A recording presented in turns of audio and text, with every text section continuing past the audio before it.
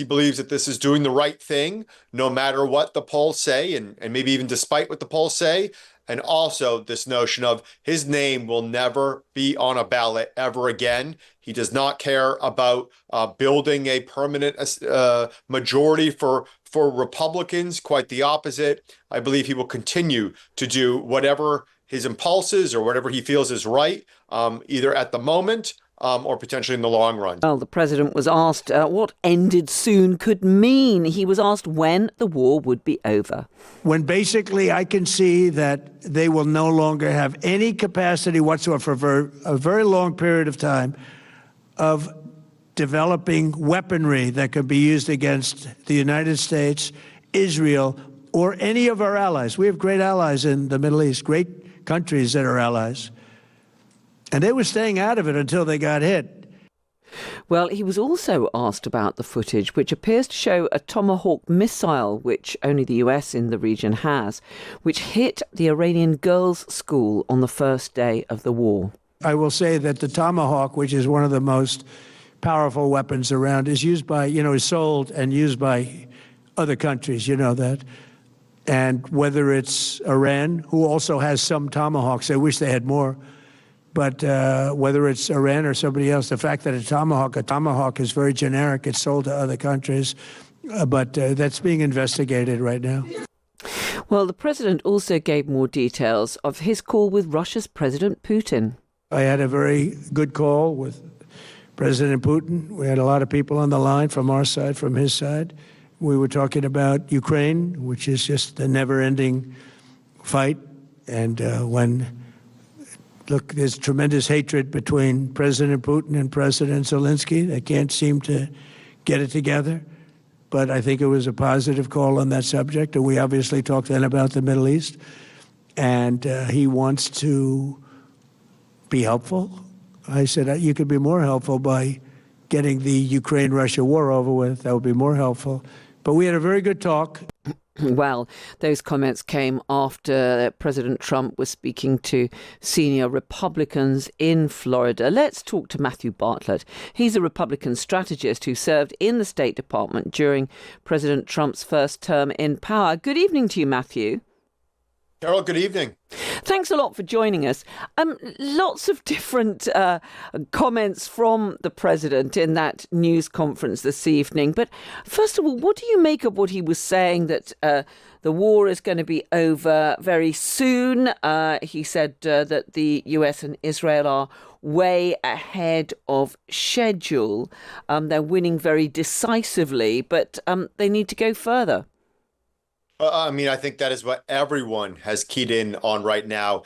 And this press conference, those comments came moments after his call to a CBS reporter, where he pretty much reiterated that same notion that this war could, at least the U.S. involvement, could be coming to an end, and rather soon. People are wondering what the ultimate goal is here, whether it is regime change, behavioral change, negating a threat. It seems as if in this press conference, we got at least some of the president's mindset. But again, very interesting comments. We'll see if they hold true, that it seems as if this incursion, I believe he called it, excursion rather, could be wrapped up sometime in the very near future. Do you think that was an attempt to reassure voters who are clearly really worried about the effect that all of this is having on global energy costs? Of course, we've seen Iran, the threats from Iran and its proxies effectively closing the Strait of Hormuz. Many of those Gulf states having to either halt or cut back on their production, either because facilities have been targeted or because that they're simply not able to move their products out of the region. Do you think this was just him trying to reassure voters? I'm not sure the comment was aimed at voters. He has not even addressed the public, absent a couple These remarks will go more widely, though, won't they? Far more, and I would argue that above the voters, this was aimed at the markets, whether it was again, the financial markets here in the U.S. today or in the future, or the oil traders, the futures in oil. So that's what I think is what has at least alarmed the president and this White House very recently, the price of gas. And how we've seen the volatility in the markets today, much more so than any sort of clarity that the voters would certainly appreciate. And, this comes at a time when President Trump's poll ratings have taken a real hit. I'm looking at some there are various different polls, but certainly all of them suggest that more voters oppose the action that President Trump has taken than support it. And he will know, of course, that for the American people, the price of their gas, as they call it, as you call it there, the cost of filling up their cars is an absolutely key issue. And I mean, that cost of living one was already a problem for President Trump. Precisely. Yes, name every poll, even the president's popularity is down. Issues that were once his strength, you think of national security, the economy, even immigration, are now political liabilities. And as we head into the midterms, that is very apparent, I would argue, to the American public, to the Republican Party, who is in control of the House and the Senate and the presidency. But I'm not sure that the president truly cares. A variety of reasons. He believes that this is doing the right thing, no matter what the polls say, and maybe even despite what the polls say.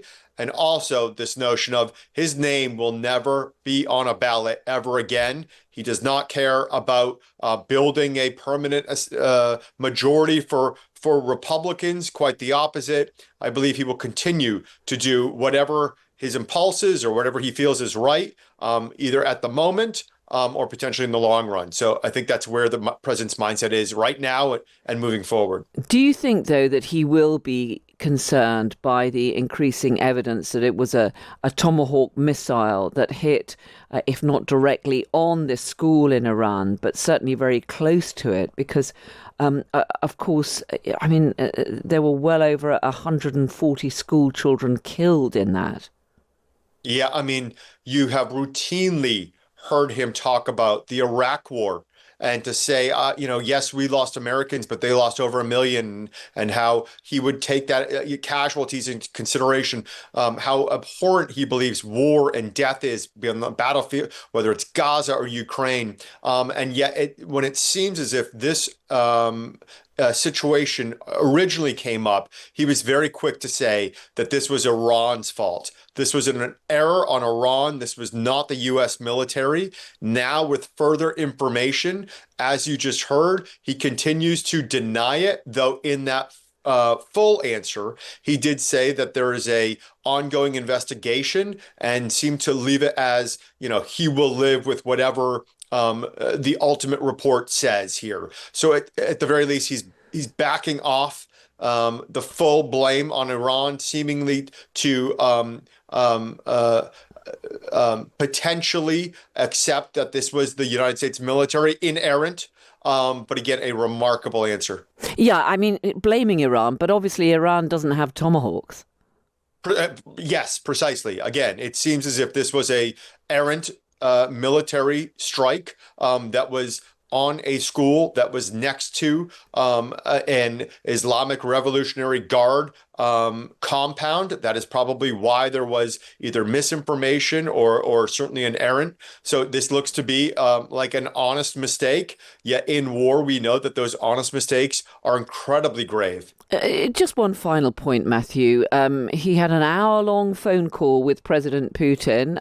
He said that President Putin wants to be helpful. Well, President Putin wants to sell his oil, doesn't he, and make the most of the global energy prices?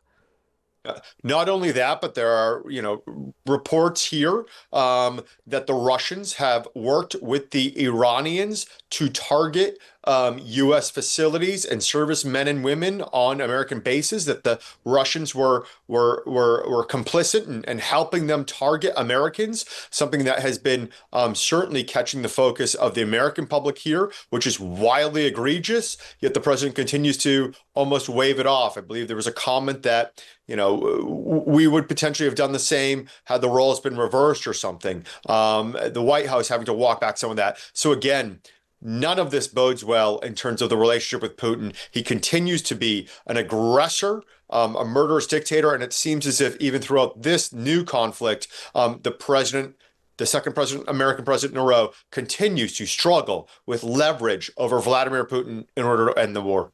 Matthew Bartlett, a Republican strategist who served in the State Department during President Trump's first term. Really good to talk to you. Thanks so much for joining us. Pleasure, Carole. Be well.